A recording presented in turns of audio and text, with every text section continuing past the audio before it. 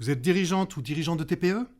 Vous êtes intéressé par les enjeux et les défis des très petites entreprises ? Vous souhaitez qu'on parle plus et mieux de ce que vous vivez au quotidien ? Sortez de l'anonymat.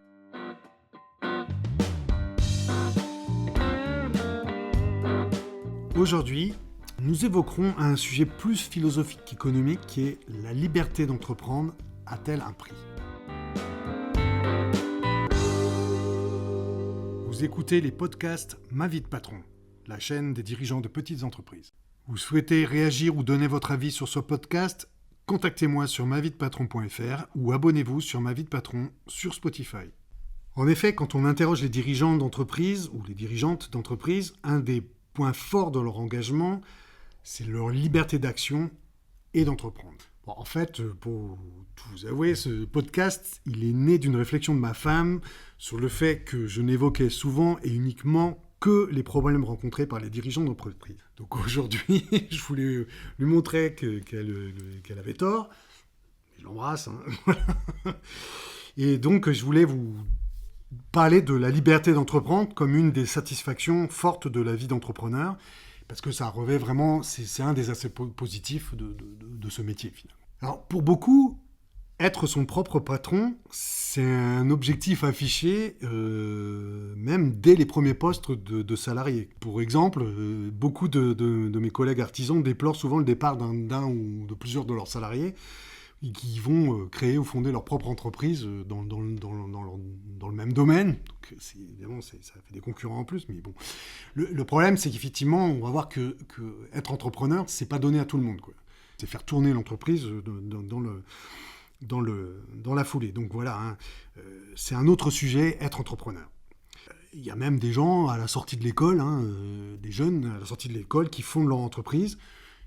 À mon sens, c'est compliqué, parce qu'ils n'ont pas eu d'autres expériences avant. Mais pourquoi pas, peut-être qu'il y a des gens qui ont ça dans le sang, comme on dit, voilà.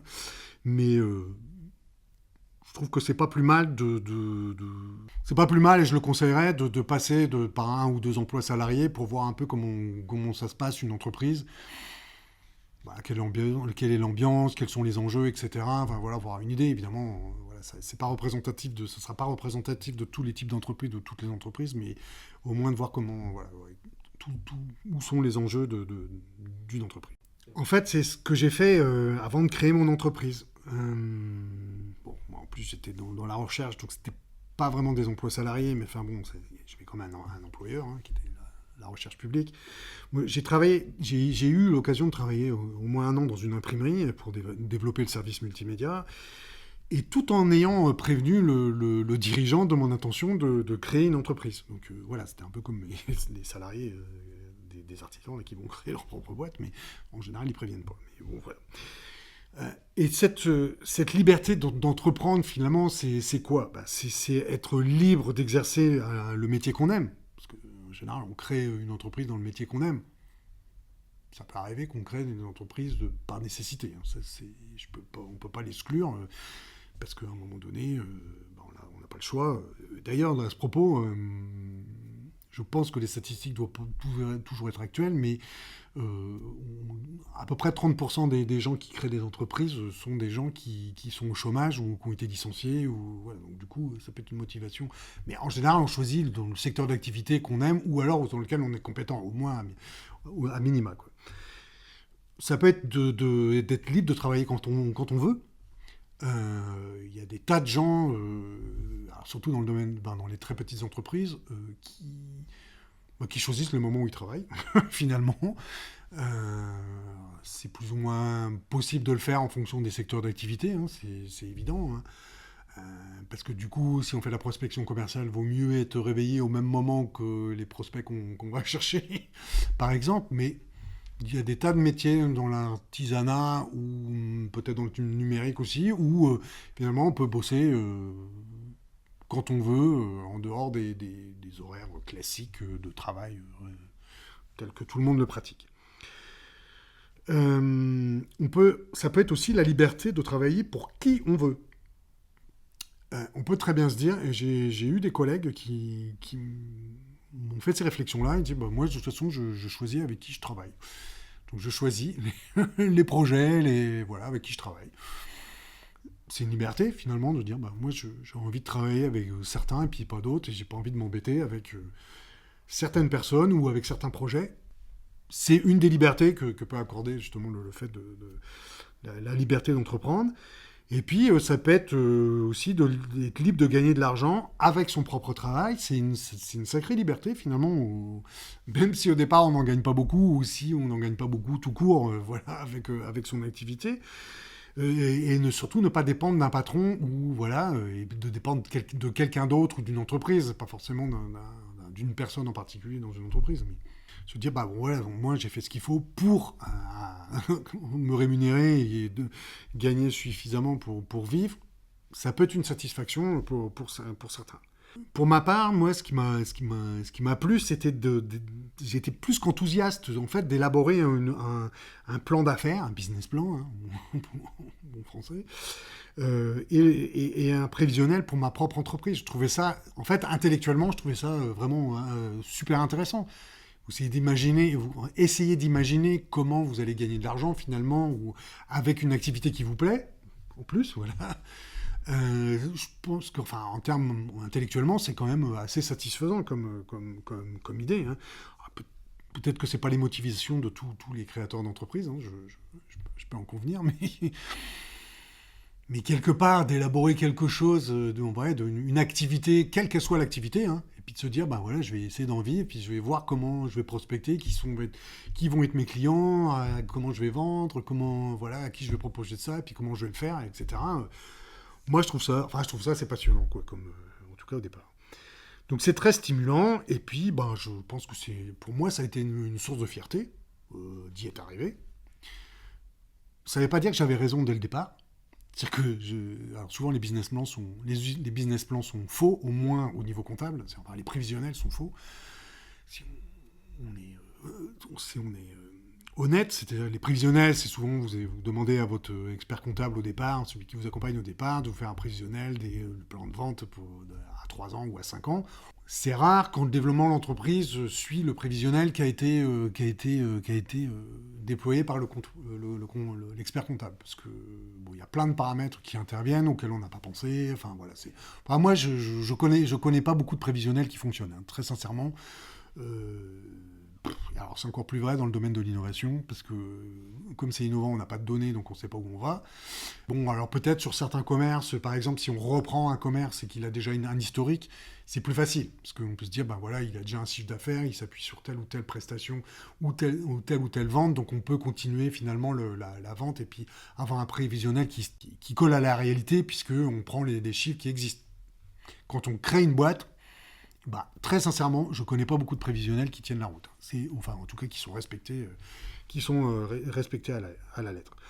Donc voilà, c'est une source de fierté de créer sa boîte. Hein, voilà. Et je dirais même qu'il y a un côté jouissif. je pense, au moment où on crée, c'est vraiment un truc... ouais, c'est de l'ordre de la jouissance, on va dire. Voilà. Alors évidemment, après, quand on démarre, toute cette aventure-là, que tous les voyants sont au rouge, qu'il n'y a pas d'argent, qu'on n'a pas d'expérience, qu'on n'a pas les expériences, qu'on n'a ni d'expérience en gestion, ni en management, on n'a rien en fait au départ, hein, souvent, voilà.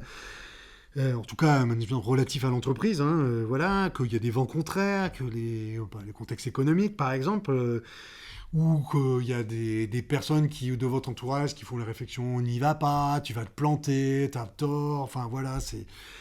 Donc tout, voilà, bon bah, ou on va te dire, bah il n'y a pas de marché. Ouais, les premières études de marché, faites par le Technopole à l'époque, bah, on m'a dit, bah on n'y allait pas parce qu'il n'y a pas de marché. Quoi. Bon, bah, n'empêche que j'avais la liberté d'entreprendre, quand même, donc du coup.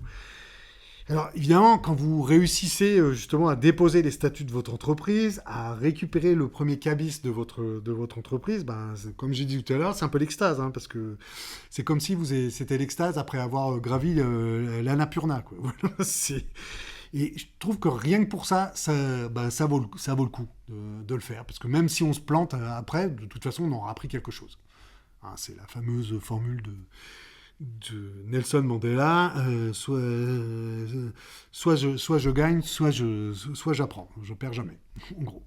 Donc voilà, effectivement, à un moment donné, il faut payer le prix de cette liberté. C'est-à-dire, il faut tout apprendre sur le tas, souvent, parce que souvent, quand on crée une entreprise, on sort avec une compétence technique, quelle qu'elle soit, hein, voilà. Mais il faut apprendre la gestion, le management, enfin tout ce que j'ai cité auparavant, enfin tout un tas de choses auxquelles on n'est pas préparé. Il faut se préparer il faut travailler jour et nuit des fois, les week-ends, parce que il faut tout faire. Enfin, en tout cas au démarrage, on est tout seul. Sacrifier sa vie de famille, et c'est ô combien important pour durer pourtant, hein, mais voilà, on sacrifie sa vie de famille. Ça veut dire angoisser pour les fins de mois difficiles. Et quand je dis angoisser, j'ai dû évoquer ça dans un podcast où on a le ventre qui se tord parce qu'on ne sait pas comment on va payer ses salariés à la fin du mois, ou qu'on va payer l'URSSAF, ou qu'on va payer les cotisations et des choses comme ça. Ne pas dormir, enfin voilà, c'est partie de l'angoisse, ne pas dormir de la nuit parce que la trésorerie est négative et qu'on ne sait pas comment la banque va nous bouffer à la fin du mois. Ça peut être aussi entrer en conflit avec des salariés qui ne sont pas non coopératifs ou avec des clients un peu procéduriers, hein, ça arrive hein, dans une vie d'entreprise. Donc c'est une vie d'entreprise, quoi. Mais on a toujours cette satisfaction d'avancer, finalement de résoudre les problèmes les uns après les autres, de construire, de bâtir une stratégie, et finalement de la voir s'accomplir jour après jour. Heureusement qu'elle s'accomplit un peu, parce que sinon ça serait triste. Et il n'y a pas besoin de développer une multinationale pour éprouver cette satisfaction. C'est cette joie d'entreprendre, même pour une petite entreprise, une très petite entreprise, une TPE. Et je vous rassure, je vis toujours avec la même compagne depuis 25 ans, de vie entrepreneuriale. Donc en conclusion, on peut dire que la liberté d'entreprendre est un vrai moteur pour l'entrepreneur ou l'entrepreneuse, mais elle a forcément un prix, puisqu'il faut gérer personnellement et professionnellement tout un tas de choses pour durer. N'oublions pas non plus que la direction d'une entreprise vous donne un statut social. Vous avez un projet de start-up innovante? Je vous aide à définir le meilleur business plan et la meilleure stratégie marketing. Contactez-moi sur maviedepatron.fr. Les TPE représentent 1 million de dirigeants d'entreprise. Il était temps qu'on parle de ces femmes et de ces hommes qui produisent une partie non négligeable des richesses de ce pays. Je vous dis donc à bientôt pour d'autres podcasts sur les TPE.